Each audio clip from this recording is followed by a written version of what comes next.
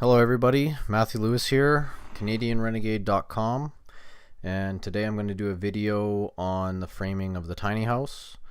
I had to use the trailer to act as a flat surface to frame the tiny house out. It was the only flat surface I had available at the time, and I basically did different pieces of the trailer and stacked them to the side and then assembled them later.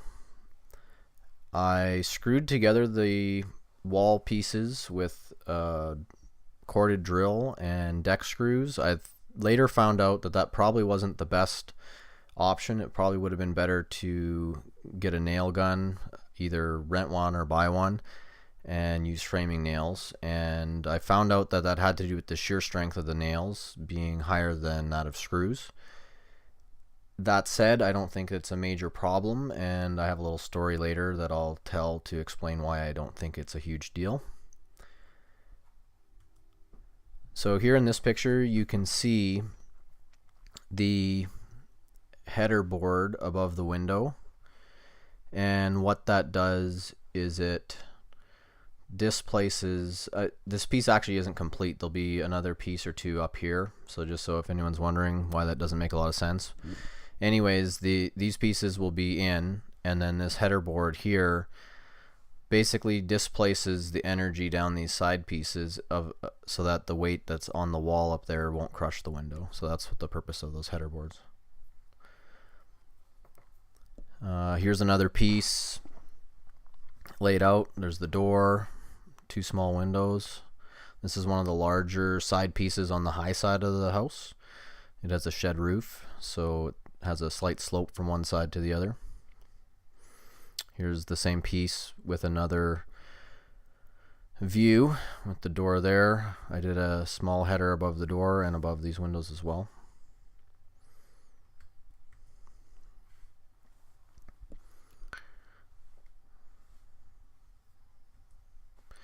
So here's a few of the smaller pieces.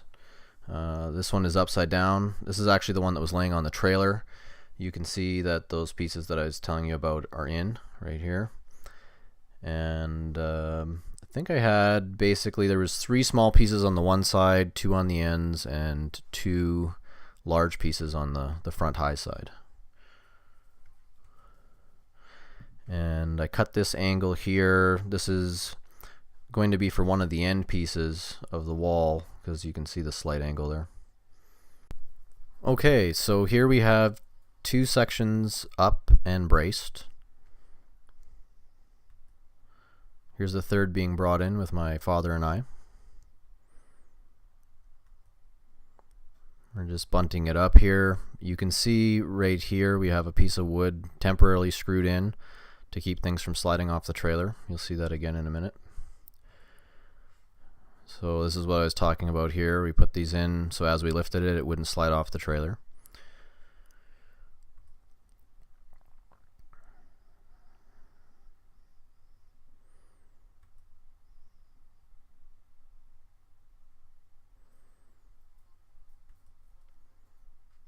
Here we are basically almost into position. You can see there's just a little slight bit right there. I think we're just getting the base set up. You can see me using the hammer there.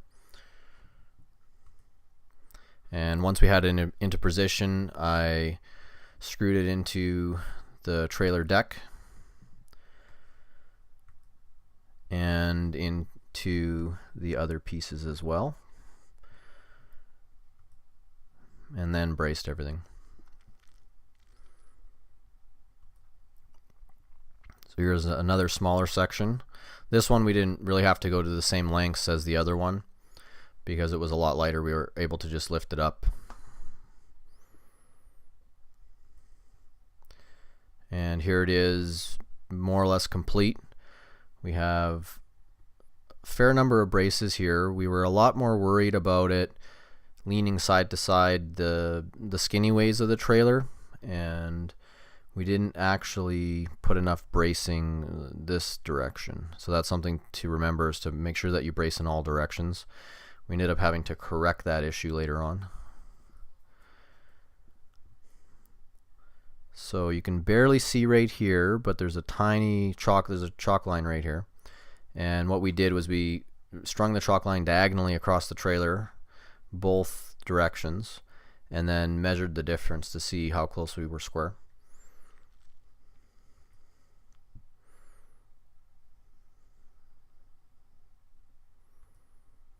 And there I am, triumphant. So this is a few days later, and I've been working on the roof.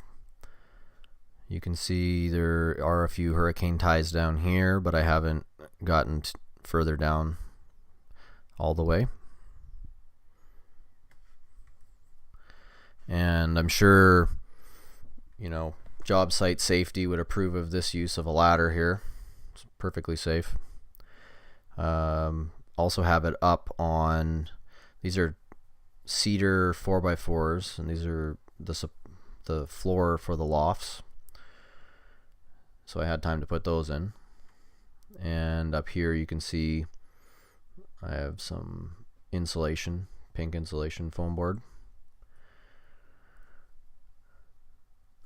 So a little bit further along here, looks like I have the rest of these hurricane ties in, and about half the roof on. I put 1/2 inch foam board under the roof deck. Here I am nailing that down. You can see the 2 layers there. And that foam insulation is basically to stop thermal bridging between the trusses and the sheathing.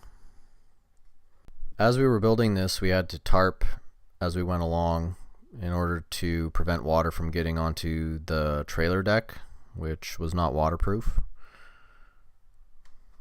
And you can also see in this picture, you can see those headers again over the windows, displacing the energy down. So here's one of the straps we used to strengthen the frame of the house. It's nailed in with, I think they were 1.5 inch, maybe a little longer spiral nails. I'd have to check. And here's a diagonal brace. What I did here was, you'll see I attached it down here right onto the trailer base, and up here on like the side of the wall, and I put in these pieces here. I'm not sure exactly what I would call them, but it basically, the strapping will prevent pulling, and these pieces behind the strapping will also prevent compression, and the strapping will prevent these from sliding out of position. And they worked really well. So the story, actually I'll get to that story just a sec. So here is one of the bolts. We had eight of these bolts, and they run through the 2x4 here, through the trailer deck, through this 2x4, and then into the trailer itself. So in order for this to pull away from the trailer, it would have to either break this bolt, which I believe was a 1/2 inch bolt. It would have to either break the bolt or tear through all of that wood, which I think is highly unlikely.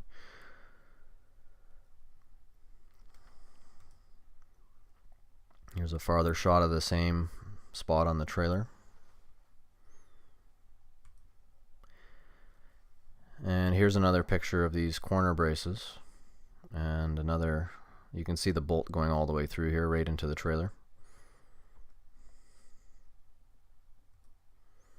This is a top corner. You can also see the slope of the roof. I believe it's a 212 pitch.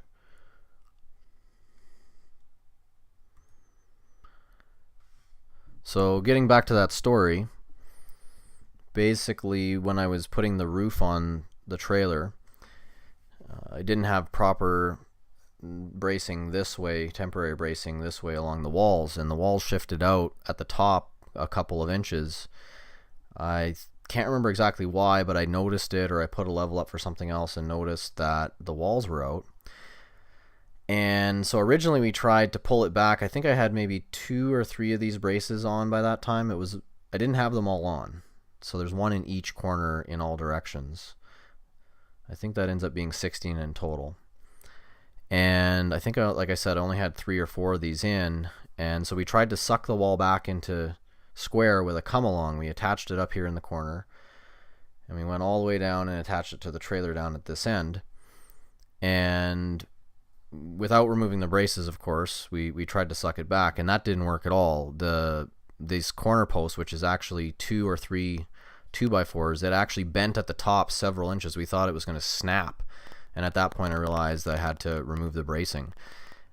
Now, during that much force on the frame, I didn't have any of my screws fail, so I'm pretty confident, especially once sheathing is added to the trailer, that it'll be strong enough. However, I would still recommend going with the framing nails.